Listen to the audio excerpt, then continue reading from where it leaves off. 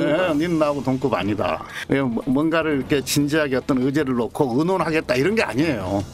하고 싶은 이야기 있으면 해봐. 내가 들어는 볼게. 이 면담이 갖고 있는 건 넌 나보다 한 수 아래다. 아니야, 부하다 아직. 너는. 부하다. 그러니까 면담이죠.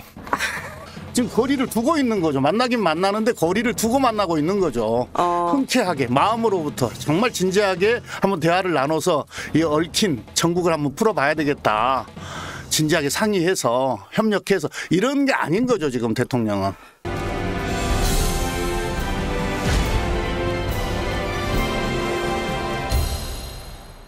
어쨌든 그런 의혹이 계속 제기가 되고 있다 보니까 이거 관련해서 이제 한동훈 국민의힘 대표가 이제 급기야 인적 쇄신 요구까지 하기 시작을 했어요. 그래서 이른바 도곡동 7인회 쇄신 요구를 지금 했단 말이에요.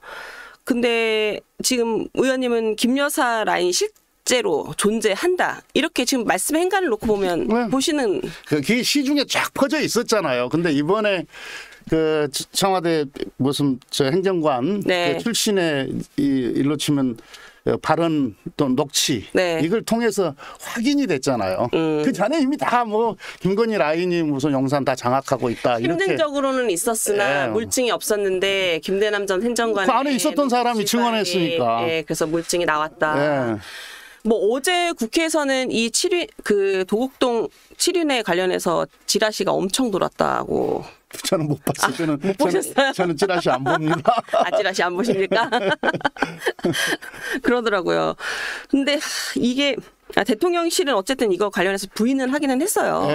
근데 이제 뭐 공적 업무 외에 비선으로 운영하는 조직은 같은 건 없다 이렇게 얘기를 했고, 일각에서는 뭐 영향력이 없는 일개 젊은 행정관급들 이 고리사만 이제 과한 정치 공세다 뭐 이런 얘기들도 하는데, 이런 주장에 대해서는 어떻게 보세요? 비선 라인들한테 비선 이렇게 이름표 붙여주나요?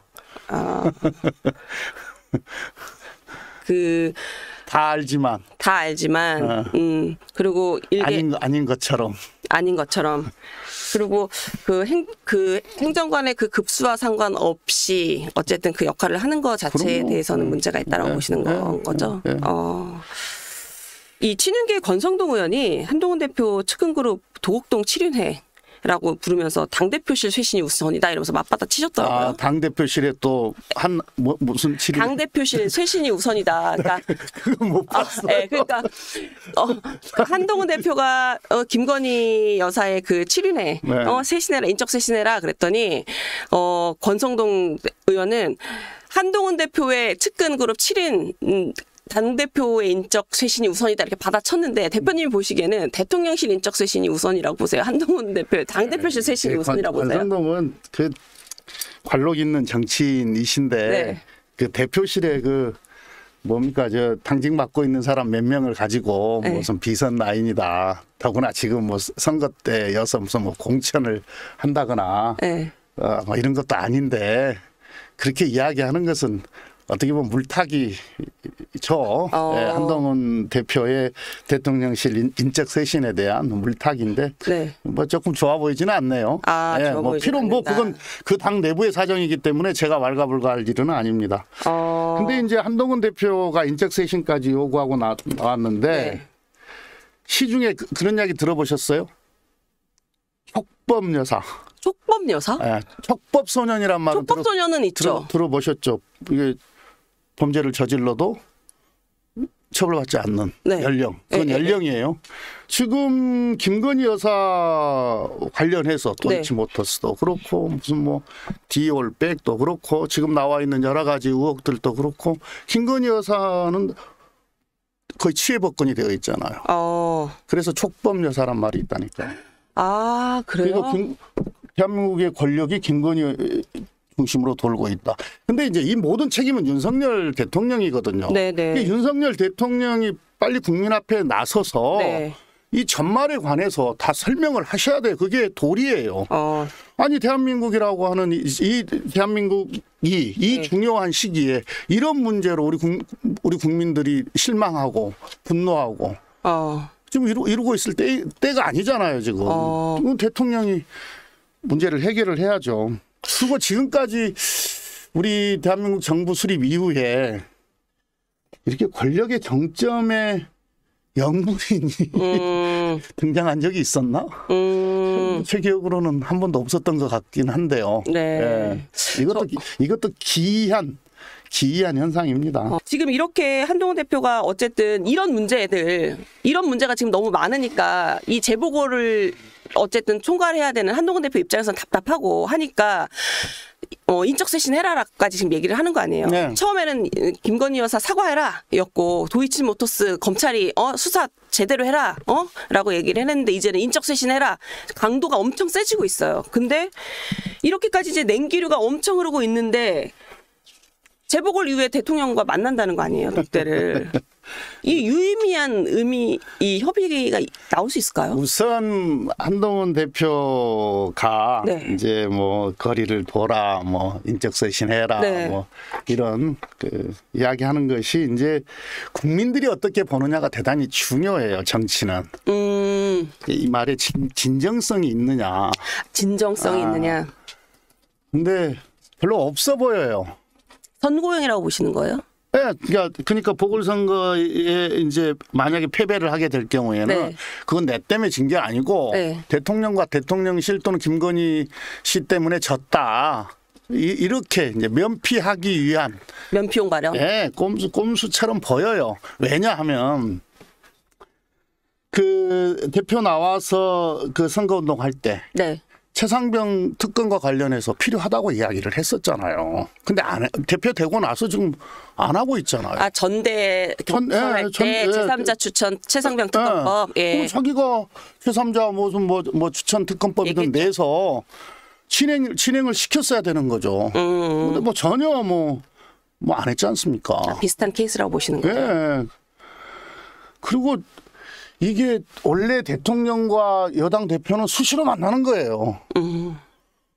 우리가 집권하고 있을 지도부 해보셔서 아시잖아요. 수시로 만나는 겁니다. 근데 마치 이게 무슨 정상회담 하듯이 한 사람은 덕대 호소인이 되고 한 사람은 뭐 마지못해 응하고 뭐 이런 식이잖아요. 이게 뭐 우리가 옛날에 뭐 5공화국 저 불현듯 생각나서 여쭤보겠는데 그 문 대통령이랑 한동훈 대표 그 만찬 회동 할 때 제가 문재인 정부 때는 어떻나 그래서 옛날 영상을 찾아봤어요. 그랬더니 의원님 원내대표 하실 때 영상이 나오더라고요. 그때는 보니까 문재인 당시 대통령과 의원님 원내대표실 때인 것 같아요. 대통령 그 청와대 그 테이블에 이렇게 앉아서 얘기를 하는데 분위기가 사뭇 다르더라고요. 굉장히 그냥 편한, 그러니까 정치 동료인데 정치 동료 중에 한 명이 대통령이 된 느낌? 그래서 그냥 얘기를 하는 이런 느낌이더라고요. 정책위 의장 할 때일 수도 있고요. 아, 정책위 의장이실 때일까요? 정확하게. 저도 이제 그 영상이 어느 시점일 때인지 모르겠어요. 당시 이제 청와대 가가지고 회의도 많이 하고 네. 또 밥도 많이 먹고 그래가지고. 네. 예. 많이 공개되지 않았었던 때도 많이 가셨고. 그렇죠. 저희가 본 건 공개 영상이었을 때거든요. 근데 대부분 다 공개됐을 텐데요. 영상은 대부분 다 공개됐을 거예요. 이러저러한 회의, 네. 또 식사를 겸한 회의, 뭐 이런 게 보통 그런 경우는 지도부 대표나 원내대표가 이제 대통령한테 이제 뭐 만찬을 하자. 뭐 오찬을 하자라고 제안을 정무수석이든 통해서 비서실장을 통해서 하면 대통령은 대체적으로 수용을 하는 편인. 우리 때는 그랬죠. 그리고 또 상당 부분은 또 대통령실에서 또 그렇게 하자고 하고요. 와서 얘기를 좀 하자. 그러니까 청와대에서 당시는 청와대에서 그렇게 하기도 하고요. 당정 협의도 좀 할 수 있게. 뭐 늘상 하는 일입니다, 그게. 근데 이제 정책위 의장 할 때는 수시로 들어갔었어요. 근데 이제 그 원내대표 할 때는. 네. 뭡니까 코로나 때였어요. 그럼 정책위 의장이실 때겠네요. 그래서 식사를 많이 할 수가 없었어요. 네. 그때 여야 원내대표가 한번 초청받아가서 상춘제에서 식사한 적은 있었고 또 원내대표 끝날 때쯤 이제 관저에 가서 식사한 적도 있었고 그랬죠. 네.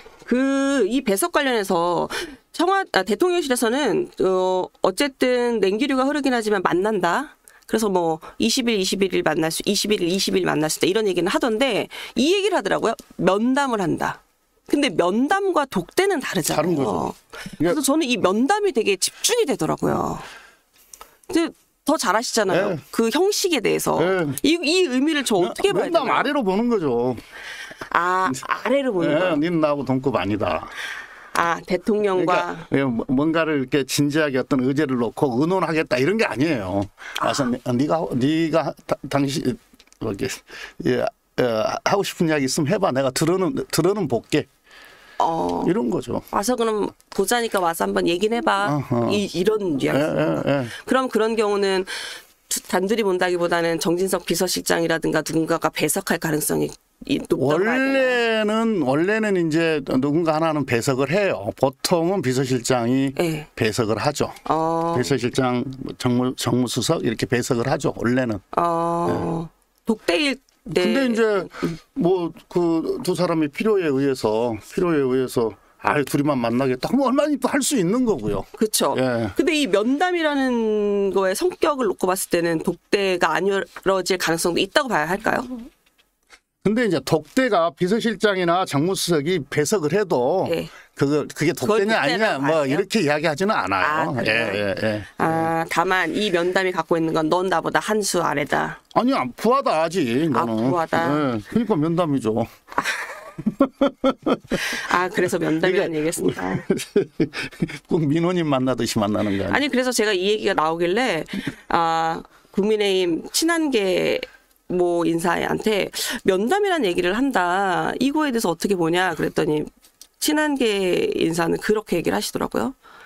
몰라, 모르겠다. 더 급한 건 그쪽이다. 형식이고 뭐고 상관없이 일단은 급해서 만나서 얘기를 좀 해야지. 우리보단 그쪽이 더 급하다라는 상황 인식을 하고 계시더라고요. 부하 꼭 이게 아니더라도 네. 손님 면담하는 경우 있잖아요. 그다음에 민원인 면담하는 경우가 있고, 상사 부하 이런 것만은 아니더라도, 그러니까 그런 게 다 지금 거리를 두고 있는 거죠. 만나긴 만나는데 거리를 두고 만나고 있는 거죠. 흔쾌하게 마음으로부터 정말 진지하게 한번 대화를 나눠서 이 얽힌 전국을 한번 풀어봐야 되겠다. 진지하게 상의해서 협력해서 이런 게 아닌 거죠, 지금 대통령은. 그럼 독대냐 면담이냐 용어에 크게 이렇게 저는 의미가 크다고 봐요. 의미는 크다.